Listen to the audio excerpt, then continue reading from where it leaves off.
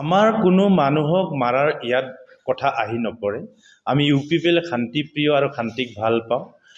প্ৰমোদ বড়ো ডাঙৰীয়াৰ নেতৃত্বত U P P এলে যেনেকুৱা 5 বছৰ শান্তিত বিটিআৰখন চলালে, কিন্তু আমাৰ চৰকাৰ যোৱাৰ পিছতে ইয়াত বিভিন্ন অৰাজকতা সমস্যা, অৰাজকতা পৰিৱেশবিলাক আমি দেখিবলৈ পাইছোঁ। আজি তাৰিখত আমি দেখিছোঁ চৰকাৰ সলনি হোৱাৰ লগে লগে আজি গাঁৱে ভূঞে আপোনালোকে চাওক, আজি জুৱা খেলা আৰম্ভ হৈছে, বিভিন্ন ইয়াত অসামাজিক কাম আৰম্ভ কৰিছে। মানুহে এতিয়া কি কৰিছে যে BPF চৰকাৰ আহিল আৰু আহাৰ মানে এতিয়া জুৱাৰ আড্ডা আমাৰ হৈ গ'ল। গতিকে হাগ্ৰামা মহিলাৰী ডাঙৰীয়া সিদিনা যিটো কথা ইয়াত দাঙি ধৰিলে, এইটো ভিত্তিহীন কথা।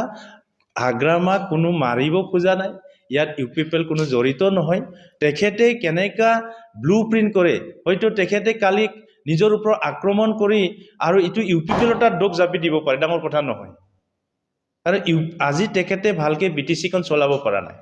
BTCখন ভালকে চলাব পৰা নাই কাৰণে নিজৰ ওপৰত আক্ৰমণ কৰাই লাষ্টত প্ৰমোদ বড়ো ডাঙৰীয়া বা আমাৰ ইউ পি পি এল ৰাজনীতিৰ দলক ইয়াতে যে কি কৰিব পাৰে, যে দোষ দিব পাৰে যে মোক উমুকে আক্ৰমণ কৰিলে।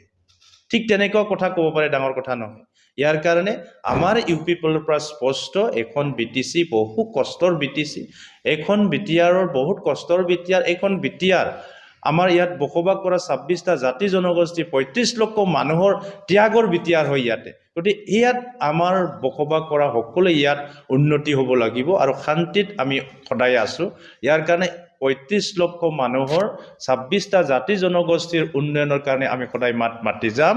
কোনোবাই যদি ইয়াত চৰকাৰৰ থাকিও যদি আমাৰ জাতি জনগোষ্ঠীক যদি বঞ্চিত কৰিব বিচাৰে, ইয়াৰ কাৰণে ইউ পি পি এল সদায় সেই জাতি জনগোষ্ঠীৰ লগত থাকে।